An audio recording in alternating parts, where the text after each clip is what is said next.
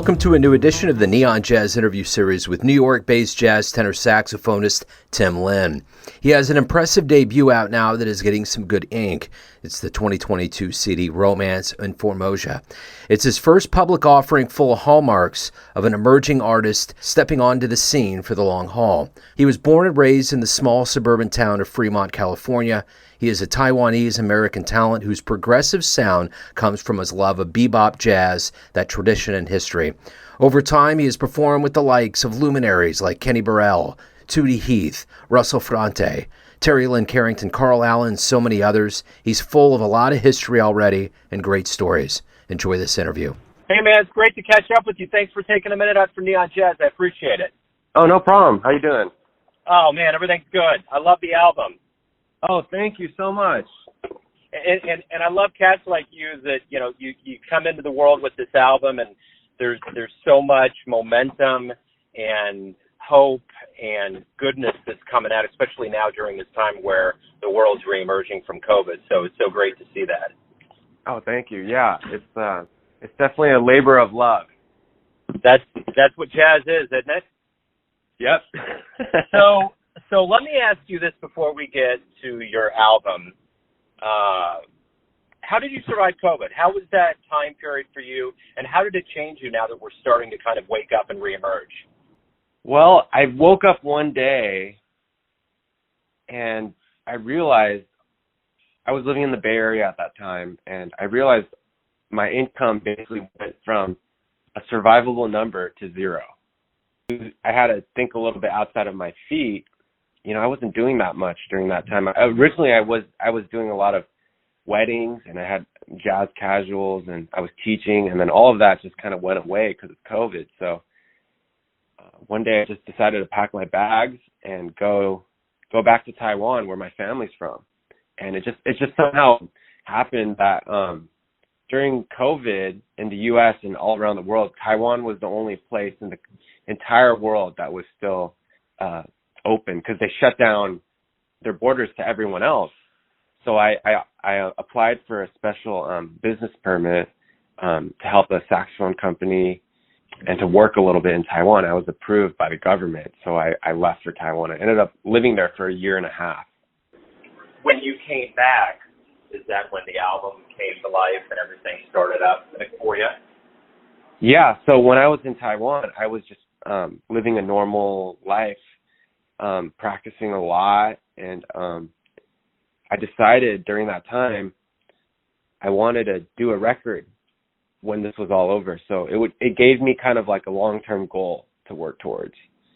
And then because of that, I was able to stay motivated, and I ended up playing a lot of gigs in Taiwan. I was playing in big bands, small groups. I was leading a jam session, played some pop gigs, and yeah, it somehow all worked out that when I came back, I was playing at a much higher level. I told myself if I could make a good record, I think it would be a good way to prove to myself that I was ready to move to New York, which is where I live now. Speaking of this album, this debut, Romance in Formosa, I'm curious, how did you pick the songs? How did this artistically come together? I mean, I understand the impulse and what went into it, but as far as like constructing and putting this together, the debut is like your introduction into the world. How careful were you with this, and how did that come together? The tunes are mostly, the album is mostly just arranged jazz standards that I really like playing. For me, just getting together with other people and playing tunes has been one of the most fun things for me, where you can kind of play with people you've never talked to or met before and just, have a conversation with them, just like what we're doing right now. So I think, jazz standards and the type of material that I enjoy playing, not that I don't enjoy original music as well, is just a great way to kind of showcase your own personal touch on how you interpret jazz history and like jazz tunes in general.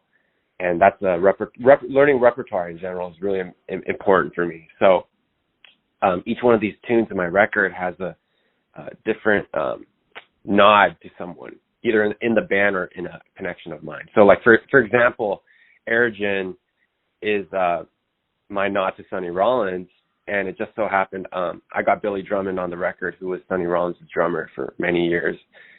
You're My Everything, the second tune, is a famous tune that Freddie Hubbard would call a lot. And my mentor, Bob Shepard, was in Freddie Hubbard's band, and he would play that tune a lot with Freddie. So on that track, you can kind of hear me and him. We're kind of dueling and having a conversation, kind of like a mentor-student kind of display.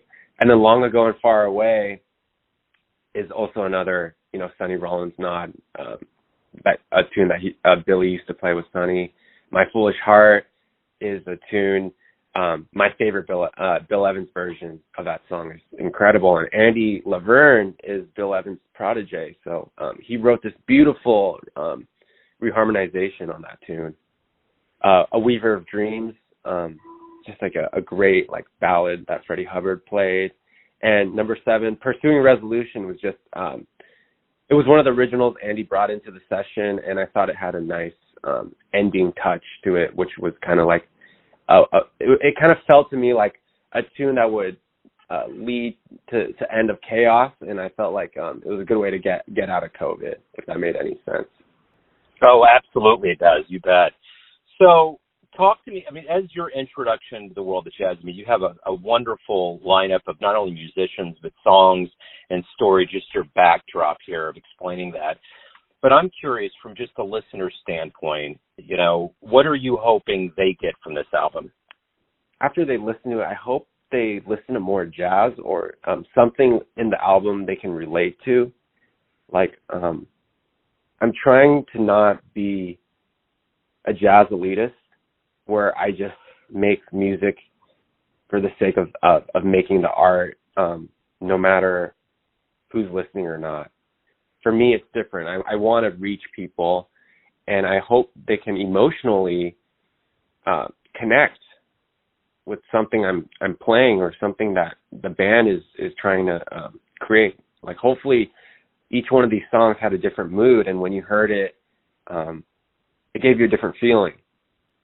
Maybe most jazz listeners, you have to realize they're not all saxophone players. They're not all drummers. Maybe they just love to listen to jazz, and I love that. If I can connect with someone like that, I'm happy, because I want people to like jazz more, and I still want it to be relevant in our culture and society today.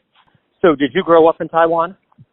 My family's from there. I'm actually super American. I was born in the U.S. in Milpitas, California. Chinese was the first language I spoke in my household, but I was always listening to music as a kid, learning Mandarin and English at the same time. So I was trilingual in a way. That's wonderful. So I'm curious, what was kind of your introduction into jazz, and how did music become the language and the profession that you wanted to make out of your life?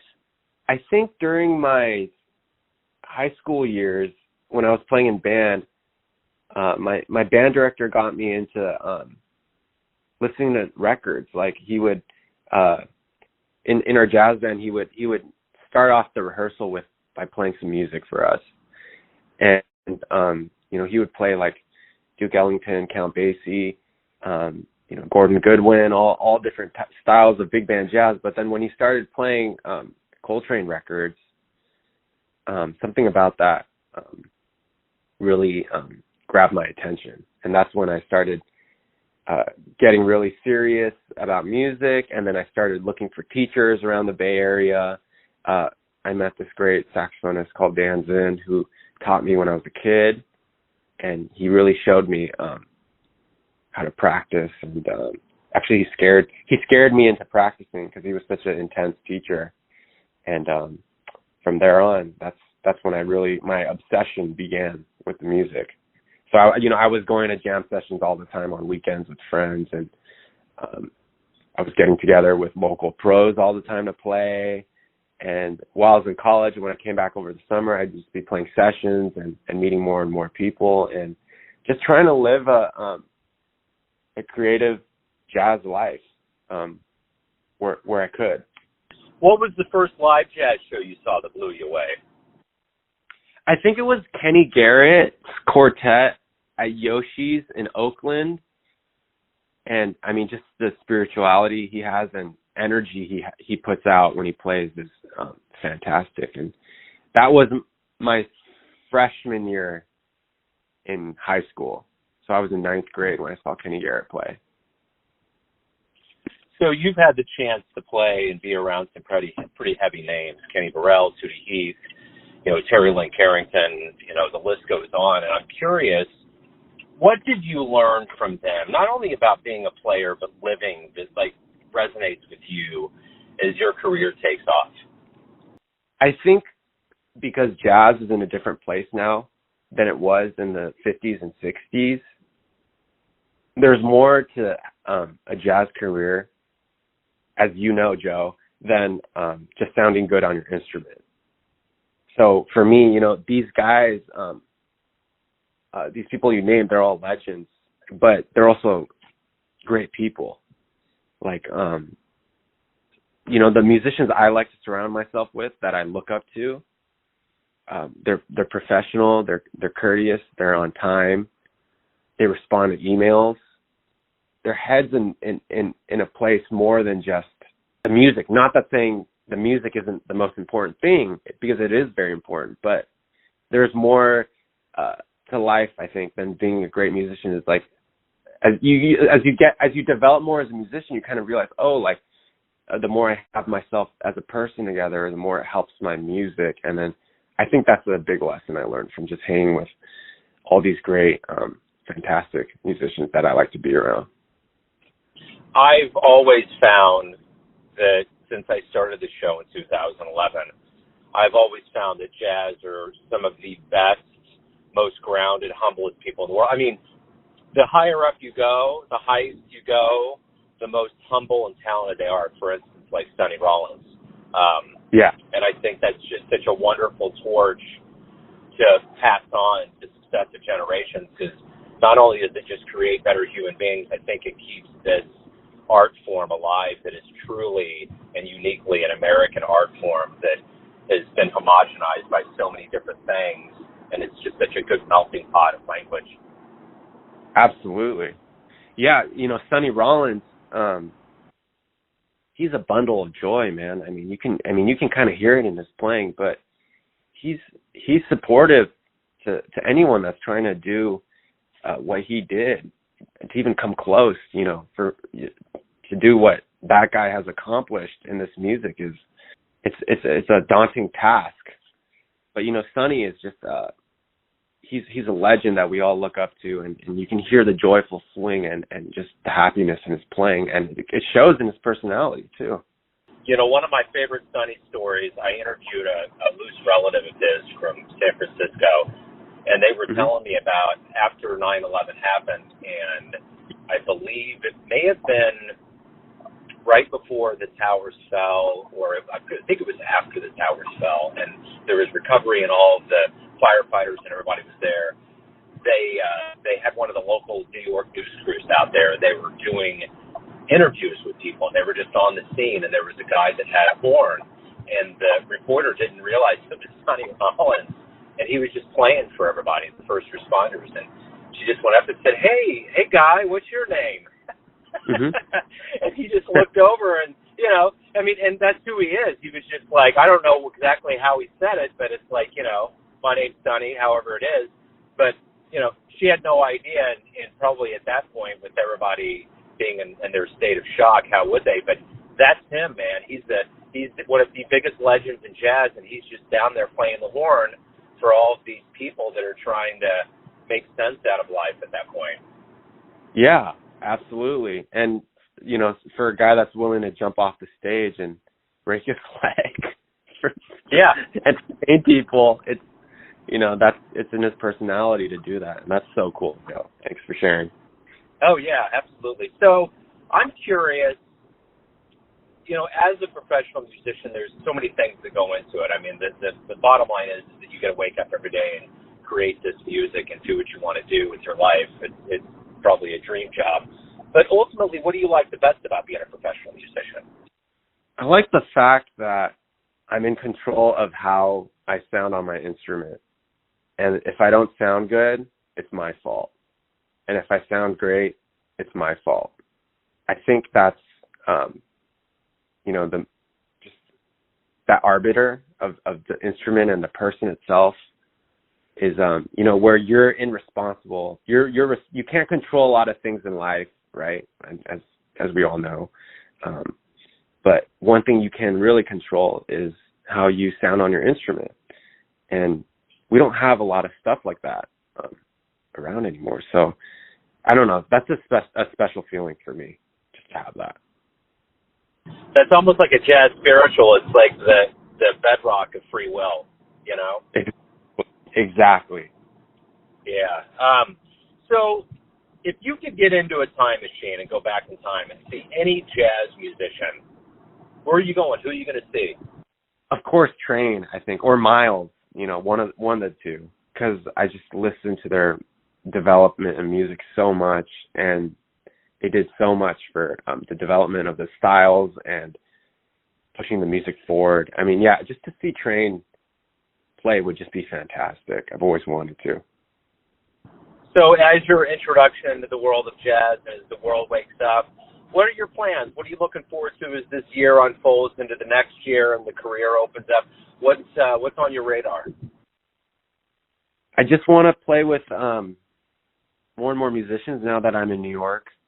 I want to keep making albums, so hopefully the CD, I got a lot of good feedback, and it gave me some confidence to make more, to be grateful, to do what you're doing, and that people, and that when you feel that way, people take that energy that you give off and take it in a good way as well. So I just think, I don't know, some jazz musicians, some of them, they love to complain.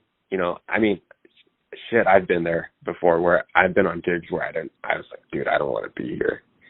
But now, because it's so rare and we're just getting back into it, every time I play music now, it's fun for me, and it helps me wake up the next day. So everyone has a perception of you, your family, your friends, your fans, but ultimately you're the one that's living your life. You have a perception of you. Who do you think you are?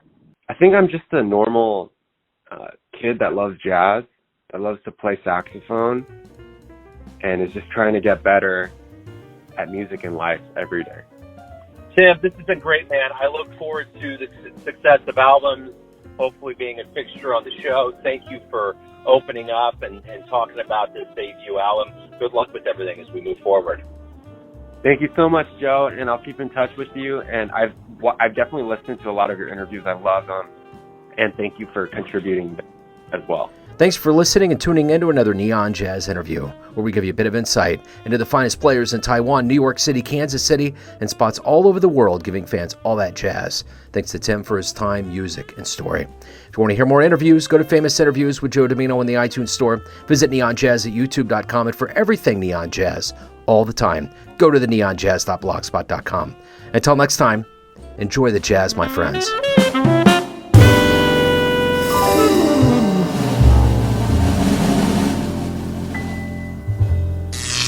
Neon Jazz.